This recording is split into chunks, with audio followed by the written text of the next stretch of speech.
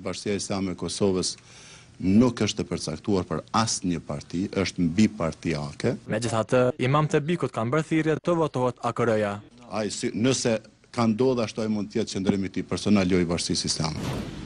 Ndoshta çështja se mediat janë pak të çuditura me qëndrimin tonë dhe të kolegëve të mi shumë anë mban Kosovës për një përkrahje më shumë se sa që ka qenë herave tjera, është për shkak se nuk janë mësuar njerëzit tanë, veçanti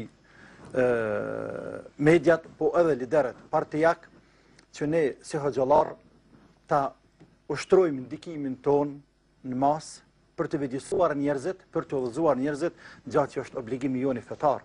Dhe kësaj radhe kemi dalë haptazi. Për në përkrah dikën që ka, ja vëdhemi përkrah si mbas asajna që ka në mërë me djeneve.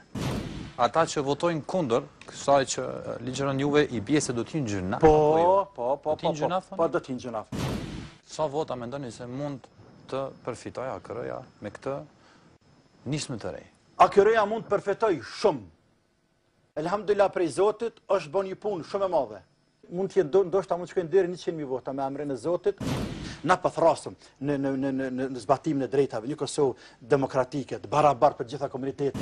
A është votimi obligim apo ka një cilësim tjetër sipas jush? Votimi të lumt. Fare për fond. Po pyetje me vend është. Në dikush thotë që mund të jetë edhe haram votimi. Pra jo, ka cilësim tjetër haram kur e përkrah të keqen.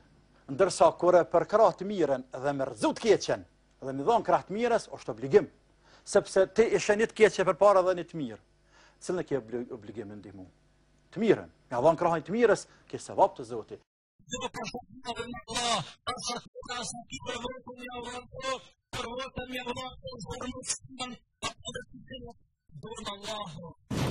U themi me plot përgjegjësi se puna e votës është pjesë e dinit o ju musliman.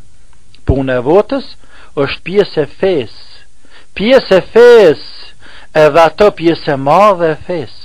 Sepse në përmjet saj, po vinen pushtet ata që punojnë për të mirën tanë dhe teme, që punojnë për bijtë tanë dhe të ardhmen e kombit dhe popullit, për të mirën e fesë dhe vatanit, me votën tanë, kryesori aty para Zotit dohet me hjek përgjegjësinë.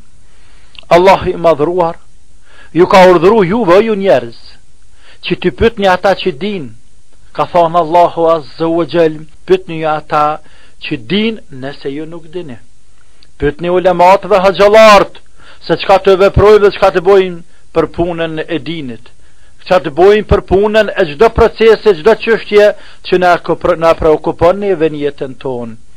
Po, që është besimtar i vërtet, i cili konsultohet me ulema, me hoxhallar dhe nuk vepron asgjë pa marrë dritë jeshillt nga ta. Dhe kjo s'është kur gjë, kjo është pak, është fshatë shkurt dhe ne vën jemi inkuadruar. Për ndryshe, ndoshta zgjedhjet e tjera me emrin e Zotit do të inkuadrohemi edhe më shumë. Kemi me dhënë llogari nesër para Zotit. Kemi me dhënë llogari nesër para Zotit. Kemi me dhënë llogari nesër para Zotit.